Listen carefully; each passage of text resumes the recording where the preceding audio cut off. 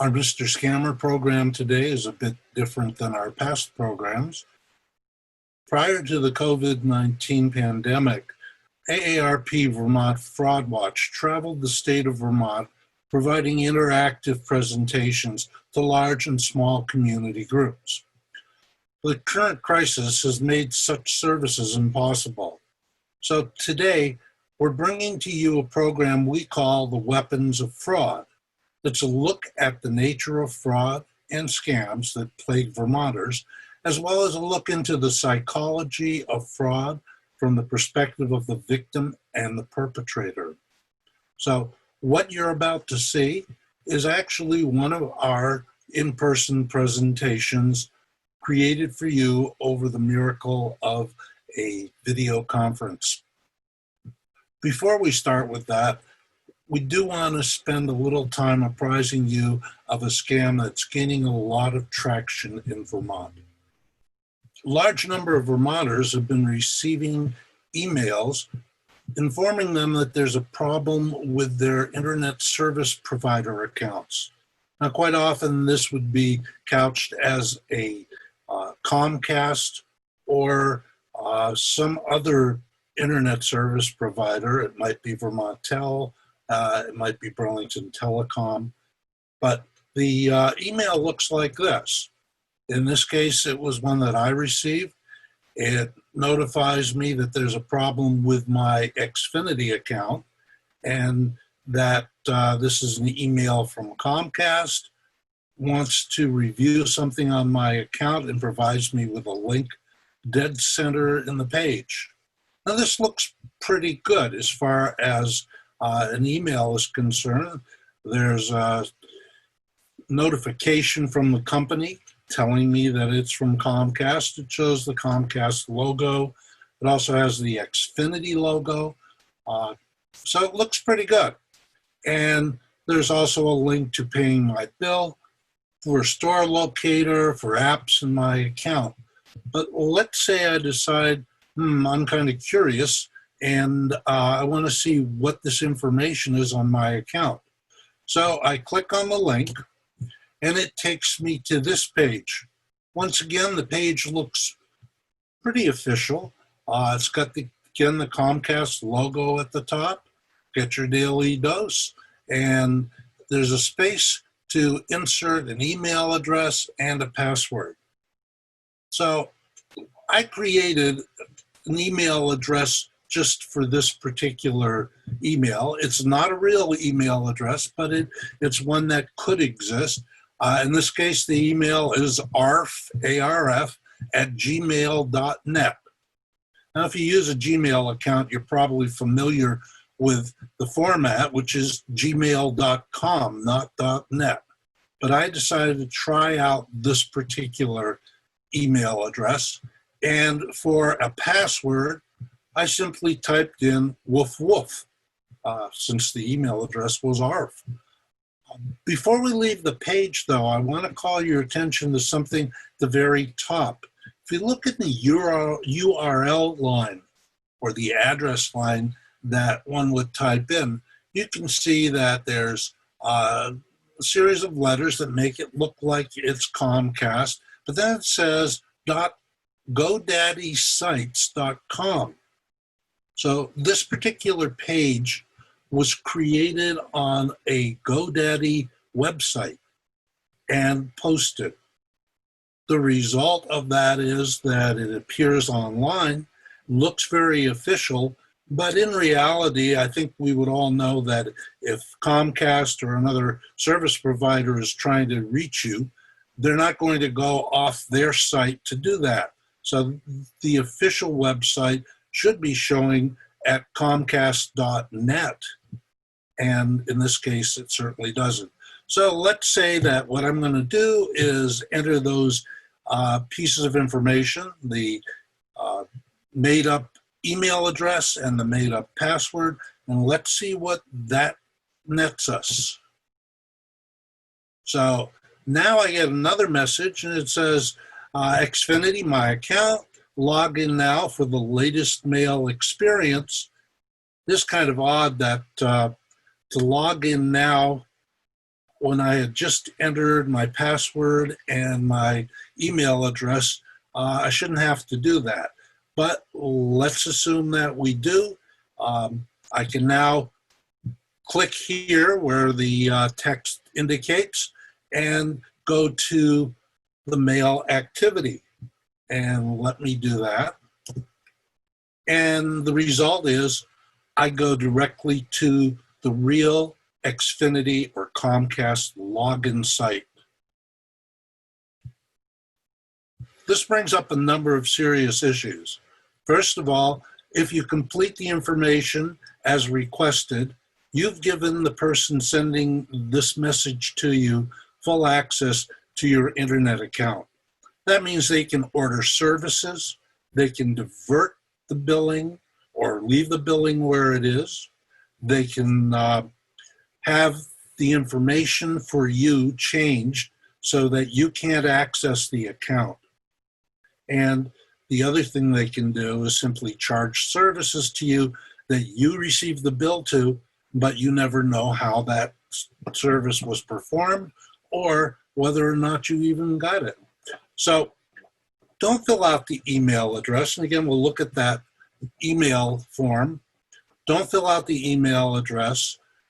Check the URL and see if it's something that's really coming from the company that you expect it to be coming from. And if you get one of these, the best thing to do is report it. And there are two places to report this to.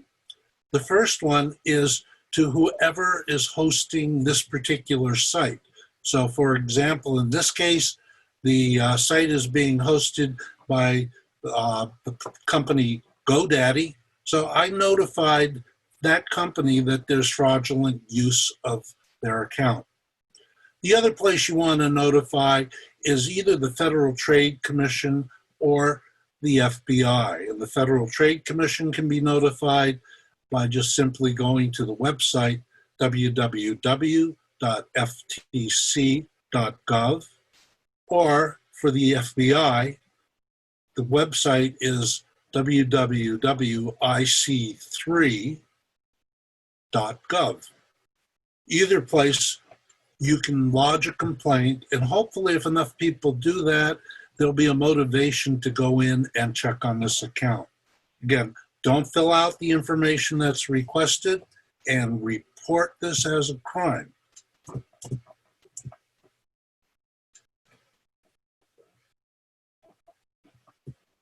So we're going to do a cut at that point, Mark, and now I'm ready to go into the presentation itself. So we want to just put a hold on that point and we can cut things out. And let me start.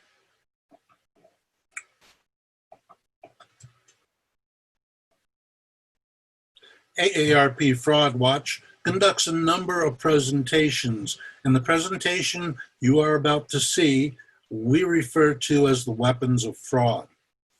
We're going to take a look at what fraud is. What are the trends that are being seen? What are the ways that con artists operate? And that's what we refer to as the con artist playbook. How do you prevent yourself from becoming a victim of fraud? And finally, what are the resources that are available to you as a user of the internet and somebody who doesn't want to be caught with providing information to a criminal? So let's begin by talking about the trends. What are the trends that we see in fraud today? Well, you probably have heard this before, but let's just give it a little listen. To inform you that IRS is filing lawsuit against you. To get more information about this case file, please call immediately on our department number 202-470-2565.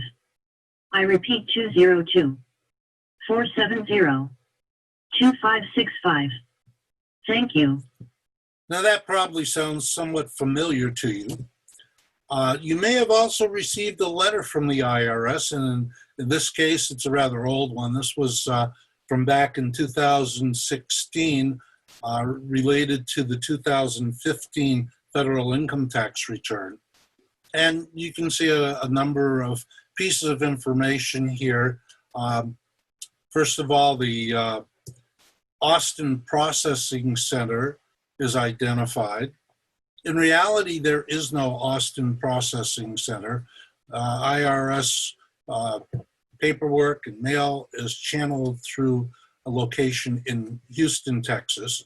So an address in Austin would not be something that the IRS would have. It notifies you of a bill that you have, a balance due of $325. It tells you it's for the tax year of 2015. And then if you agree with this, the request is for you to fill out a check to the IRS and mail it to the location that's indicated in this letter. If you are a regular patient, I guess that's not the word, Mark. Oh, God. Let's start over again on this one. Sometimes the notice from the IRS, or in this case, the con artists, comes in writing. And in this case, we have a notice from the Austin Processing Center, and we're assuming it's the IRS Processing Center because the top of this letter has the IRS logo and says Department of the Treasury. There is no Austin Processing Center, and in fact, Internal Revenue Service communications and payments are channeled through a center that's located in Houston, Texas. So here's somebody who lives in Houston, Texas, being told, send your information or send payment, in this case, to a center in Austin. Notice that that address doesn't even say IRS. It doesn't say Department of the Treasury. So obviously somebody out there has a mailbox that is being rented, P.O. Box 15264, and that mailbox is probably at a drop location, maybe a UPS store, and it has nothing to do with the IRS. The bill here calls for payment of $325. That's the balance due. And if you agree, as it states below the line, if you agree with the changes, send the money as soon as possible to IRS and mail it to the address indicated above. Checks going to the Internal Revenue Service are not made out to the IRS. They're made out to the U.S. Treasury. So in this case, filling out the check and sending it to the address that was indicated and made out to IRS means any organization that has an account in a bank that they've used either IRS as the name of the account or the initials for the account, they would end up being able to cash your check. Also note that the next paragraph informs you that if you challenge this particular bill, what you need to do is pay it, and then you can have your case adjudicated. The IRS will not require you to make a payment until such time as a determination is made. So a number of red flags on this particular letter. It is not from the IRS. And of course, if you have any questions after receiving something like this, your first step should actually be not to send money, but to contact the IRS using a telephone number that's published by the IRS or the Department of the Treasury.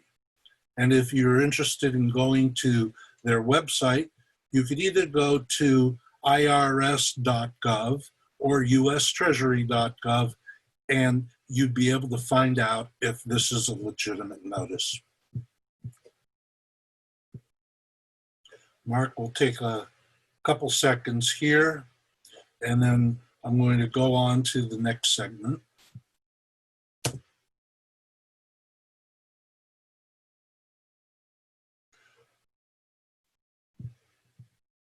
When we do this presentation, most people are often interested in what are the scams that are the biggies? What are the things that we see the most of in New England and in particular in Vermont? Well, these are the three that have been recorded as the most frequent scams. They've been recorded by the Vermont Attorney General's Office and by the Federal Trade Commission. The first one is imposter scams, and this actually covers a wide range of cons or scammer techniques. It will go over a number of the possible scams, but this is where the IRS is impersonated, or an imposter is contacting you on behalf of the IRS. It might be a person claiming to be a grandchild or a relative in distress and needing money. So there are a variety of imposter scams, and again, we'll go into some of the more frequently used ones. The second largest area of fraud that has been recorded in our area is computer tech support. Typically, you receive either an email or a phone call, and it notes that there's a problem or a virus or something with your Windows account, or it might be something with your Apple account as far as being able to log into the iCloud. And the offer is made to provide you with assistance. The scammer in this case is actually looking for a couple things. First of all, they want access to your internet accounts. So having, for instance, your password for your computer, your password for any online accounts with a computer company or with a service company means that they can reach out and get your information with no problem. Second thing that they want to do is get into your computer. And quite often they will request permission from you and provide you with information on how to let them fix your computer. They're not fixing anything. They may even show you something that looks like a problem on your computer, but that's part of the charade that's being played. The con artist in this case wants access to your computer so that he or she can actually steal information that you have on your computer. And that might be account numbers, it might be credit card information. So if you're reached by a person claiming to be acting in your best interest and notifying you of a problem with your computer, does not happen. Apple, Microsoft, Dell will not be calling you to say there's a problem. They don't monitor your computer. And in fact, the only time that they really act is when thousands of people have a problem with their operating system or their hardware, and they notify the company that there's a problem.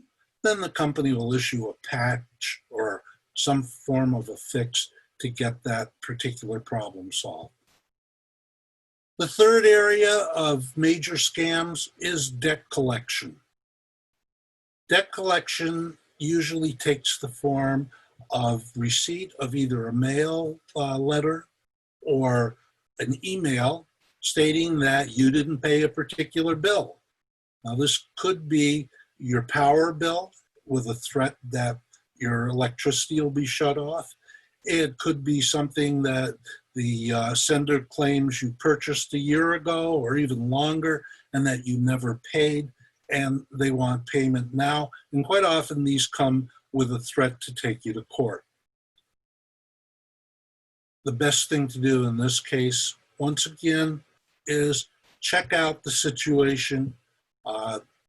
If the person mentioned a particular company, or if you received an email and it's in the name of a particular company that says you made a purchase, and you haven't paid, contact that company using a verifiable address or phone number. Ask them if indeed there is a problem. And I think you'll find out that most likely there is not a problem. So let's move on. Let's take a look at what's happening throughout the United States. And here is just a sampling. This goes back to about 2017. And from the data that was collected by the Federal Trade Commission, about 30 million people were either approached or scammed by somebody. And that also amounted to about $32 billion in losses. These numbers are actually just the tip of the iceberg. For one thing, not everybody who is a victim of fraud contacts the Federal Trade Commission. In some cases, they may call or email the FBI, state authorities such as the Vermont Attorney General, or maybe the Vermont Department of Financial Regulation, which is similar to what exists in other states, and it monitors banks, insurance, and investments. So the $32 billion loss and the 30 million people, not really an accurate number. We know, for example, that in Medicare alone, about $65 billion annually is lost to fraud and scams. So with that coming up to about almost $100 billion, and add to that the people who were scammed but never reported it, we have a serious problem in the United States today. And why don't people report it? Well, frankly, it's because most people look at victimization in scams and in fraud as a stupid move on their part, which they don't really want to publicize. So they don't notify their friends, they don't notify family, they simply accept the fact that they lost some money and they move on. So we really don't have a complete look at what the extent of these crimes comes to. Identity theft, by and large, is the biggest area of scam and fraud that has happened in the United States. We see it happening in one-on-one communications where people are called by an organization, let's say the Internal Revenue Service, it might be the Social Security Administration, it might even be Medicare. It could be somebody impersonating your bank or a credit card company. And they simply say, we want to verify your account. We need to have your Social Security number to do that. So if you receive a call like that, know that you will never be asked by the federal government to provide your Social Security at random. Now, you may go to a website that's operated by the government and you may need to enter your Social Security number. That was done by many millions of Americans looking for their stimulus check. But you initiated that contact.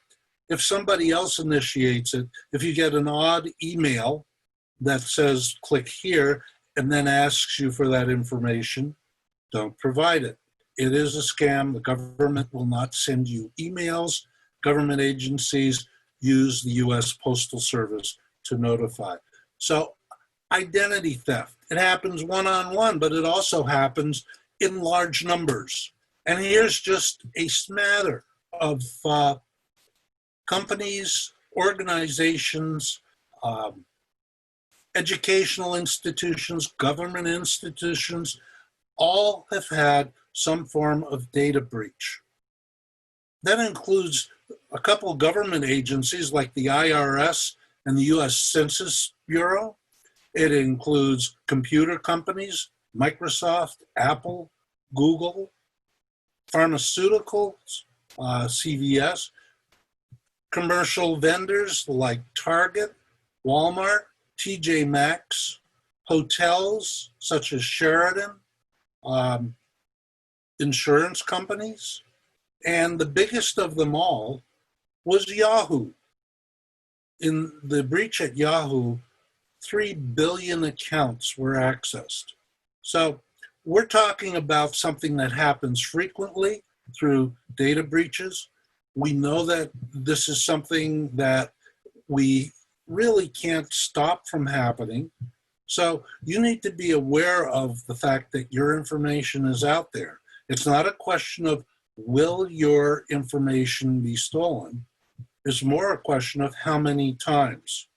So we'll bring out some suggestions at the end of this program to help you protect yourself from losing your identity to con artists.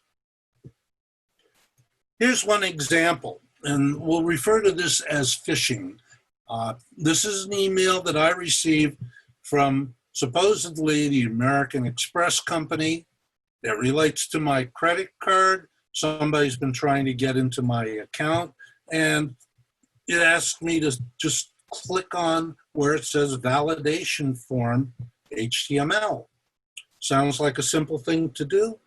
They just want to make sure that it's me, which I can understand.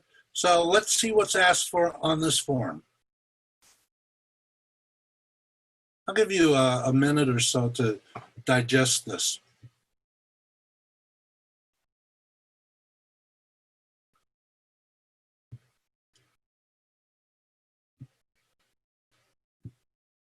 So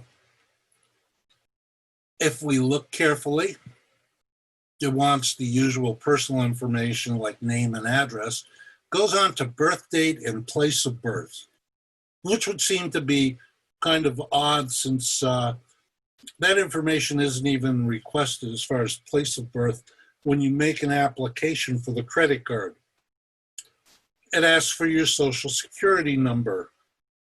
Well, that might seem to be an appropriate request, but let's see what else. Mother's maiden name, mother's date of birth, phone number, email address, the password to your email address. Clearly, these are things that a credit card company is not going to request. And then the last part of this form asks you to provide all the details that are found on your credit card to a company that issued you the credit card. So where it's common for credit card companies to request you enter the account number, it's not going to ask you for all of the security information as well. So we have a good example of a phishing expedition. And just a side note, if you look at the terms that appear at the bottom of this form, where it starts with About American Express, and goes on to Investor Relations. When I received this, I checked those out, and to my surprise, they all led to the real American Express website. So for somebody who didn't do a close examination and happened to click on a couple of those blue boxes or blue terms, it looks pretty legitimate because it takes you to the real source. Again, this is a well-constructed and very effective attempt to steal your identity and personal information. Information is always available to criminals through your dumpster. In this case, the person going into the dumpster is looking for food. But con artists and criminals, they're very good at checking through recycled bins, dumpsters, places where people discard their valuable documents. When I say valuable documents, account statements, medical benefit statements, anything you receive from the federal government, anything with personal identification on it, such as a social security number, Medicare number. All of those things are valuable and actually are sold in the dark web. So we urge people, don't discard the things that have this personal identification on it. The best thing to do would be take the time and shred the documents. Purchasing a good shredder, such as a crosscut or micro shredder, may put you back between $75 and $100.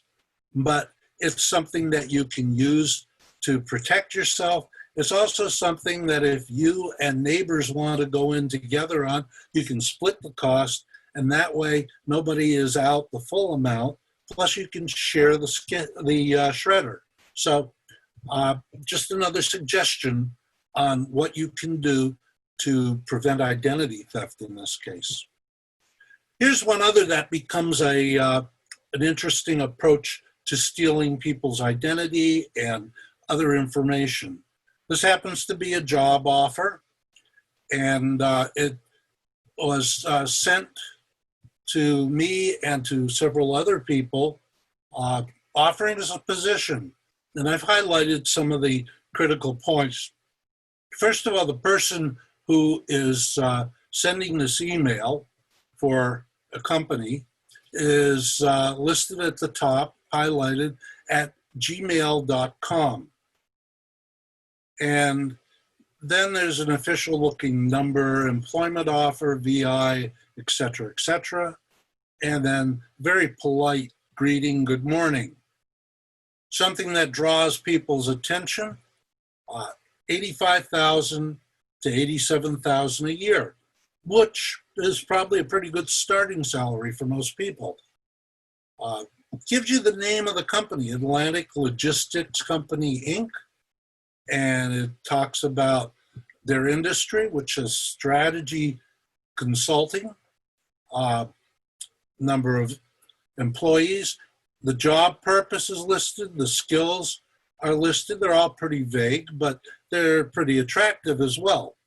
And then at the very bottom, this states, please add your resume if you are interested to this email, which seems a little odd in terms of its wording. And then there's an email at yahoo.com, and it specifically states, note, only people with resume will be contacted. So the urge is file your resume with these folks. Before doing that, anybody looking for a job should do a couple things as a start. First of all, look at the overall email, and in particular, look at the from address and then the email address to send the resume to. One is a Gmail account, the other is a Yahoo or Ymail account. Legitimate companies don't use generic email. They don't use the public sector emails. They would have their own.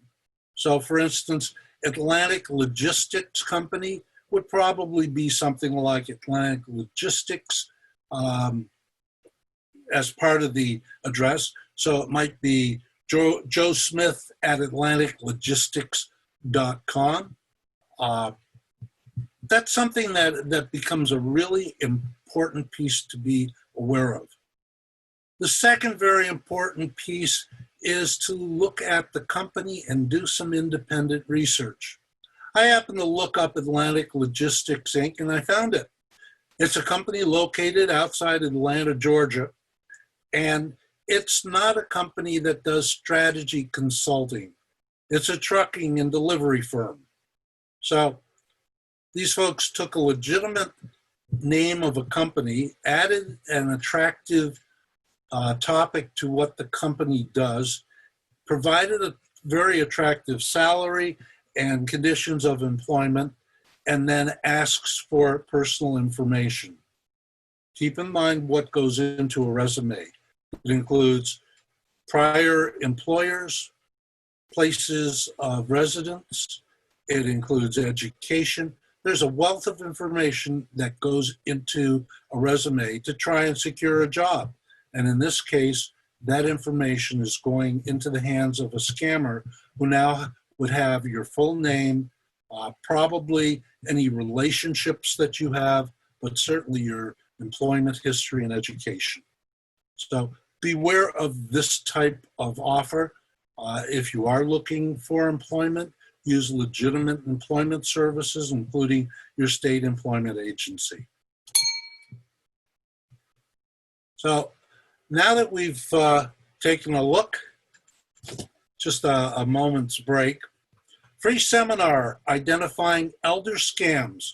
To register, send name, address, and social security number to senior citizen scams. We'll take a couple minutes to examine the scams that are coming down on senior citizens. First of all, I guess we need to know what makes senior citizens develop as a target in the bullseye of a con artist. Well, for one thing, most senior citizens have some form of financial nest egg or some form of relatively steady income. That may be, for instance, from the Social Security Administration, or it may be from an IRA or retirement fund. In addition, seniors generally have very good credit. So scamming a senior is probably a good target simply because if you steal their identity, they have good credit, you can do a lot of damage. And if you know they have money, you can try to take that money from them. Secondly, seniors respond to crises and issues emotionally. They are more likely to respond emotionally than any other age group. And that's probably a result of being brought up to have emotions displayed, but it just is very general for seniors to be able to respond emotionally. They also grew up in an age of trust and civility. When we grew up, we weren't taught to distrust people. We were taught to be polite when answering the telephone, when greeting strangers. So there was a whole different approach to child rearing, and that, at this point, makes seniors a more attractive target. Seniors are less likely to report the fraud that's committed against them. Sadly, many seniors are not good witnesses, either because of memory problems or simply not paying close attention to a situation. Seniors don't provide accurate and clear reviews of what went on and what took place. And seniors are more susceptible to appeals for products that enhance mental and physical health. Seniors seem to be more willing to try things that will give them a little better lifestyle in terms of their health, preserve their mental capacity from things such as Alzheimer's and Parkinson's dementia. So they become more susceptible to the criminal activity. What can we expect as seniors in terms of the kinds of fraud that will be aimed at us? Well, here's the short list, as I like to call it. The top two, the grandparent scam and the romance scam, these are by far the most successful in taking money from seniors. And we'll go into those two scams in a moment or two. The lottery scam. You receive a phone call that says you've won a lottery. All you have to do is pay some processing fees. Investment scams, trying to get you to go off the market and invest with them through emotional appeal and repeat contact. Living trust, the same sort of thing as the investment scams. The computer and tech scams, many seniors use a computer. Many of those seniors using computers don't really understand them very well. And as a result, they become victims of tech and computer fraud. Magazine scams. Quite often what these do is they lure you in with a very inexpensive start for the first year of subscription, and then hit you with a very high subscription rate, higher than what the market subscription is for those magazines. And then Medicare and Social Security scams, probably one of the biggest areas that seniors lose money in, and one that the federal government is very good at tracking and helping seniors deal with. So let's take a look at our top two areas. And the reason why they're the top two is they're the ones that end up netting money for the con artist. You know, we're all familiar with that call from the IRS saying we didn't pay our taxes completely. Now, that may be the most often committed scam. Reality is it doesn't net a lot of money, at least on individuals. If we look at the total number of attempts, it's very high in the hundreds of millions. All you have to do is be successful a few times and you've made money on it. But for the most part, people are aware of that, and it doesn't end up being one of the major scams. It's one of the major reported scams. Our first one is the grandparent scam, and typically a call comes in. It's a family member. Sounds like, "Grandma, I'm in jail in Montreal," and asks for bail money, and always says, "Don't tell my parents." People who receive these calls quite often believe it is a grandchild, and sometimes they help the con artist. They'll say something like, "Is that you, Jimmy?" "Yes, Grandma, it's me." So that's the way that this becomes a successful action.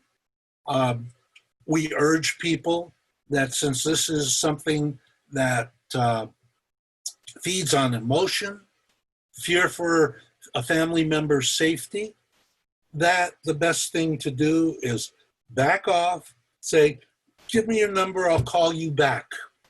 Now, probably the con artist is going to say, "I don't think I can get back to the phone." You know, just say, "Well, then call me back." Notify the parents. If it's your grandchild, notify their parents. Even though they say don't do that, and quite often seniors will respect what the wishes are of the grandchild. But make just a general call and say, "Where's Jimmy?" And they should know. And if they don't, then I would still not act on this grandparent scam until I was able to get some more information. The details that can be pulled out during this are amazing. And in one case, I was speaking to a person who fell victim to the grandparent scam for approximately $17,000. And the scam began with, "I'm in jail in Montreal and I need bail money." It continued the next day with a phone call from the supposed attorney for the grandchild asking to be paid. And the third day, there was a request from the hospital that treated the grandchild for injuries. In each case, the grandchild, so-called lawyer, and the so-called doctor or hospital wanted payment in gift cards. That's an instant clue that a scam is afoot. Anytime you're asked to pay using gift cards, know that that's a scam. Legitimate entities do not ask for payment with gift cards or forwarding of money orders. Our other major scam impacting seniors is the romance scam. Seniors who are living alone can be socially isolated, and they seek out friendship, either just plain friendship or romantic interest in social media, or go to an online dating site, or make a phone call. And it's the role of the con artist here to continue a conversation that may go on for several months and want to take that exchange, that conversation, away from the public site, the online dating or the social media, and just conduct a private exchange via email. That is the first clue that there is something that isn't really right, that a scam is in the prep here.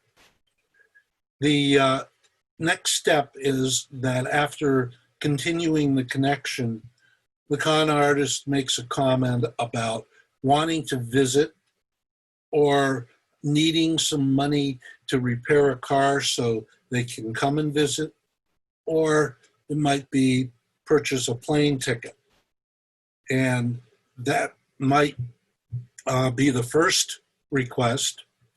And then shortly after that is met with a payment, the con artist will ask again for money, saying, excuse me, we need to pay some bills here, and I can't do it with what I have for income. Can you please loan me some money? So the romance scam, it really feeds on loneliness and the need for companionship.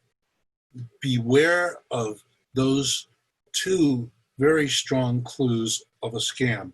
First, leaving the public site, and secondly, the request for money. Today, Mr. Scammer provided you with a look at some scams that are taking place with internet service providers. In addition, we took some time to begin the presentation, The Weapons of Fraud. When we meet again, we'll complete that program and provide some clear examples of how you can protect yourself from fraud, whether it's by computer, by mail, or by telephone. Until next time, this is Mr. Scammer saying, beware, be safe.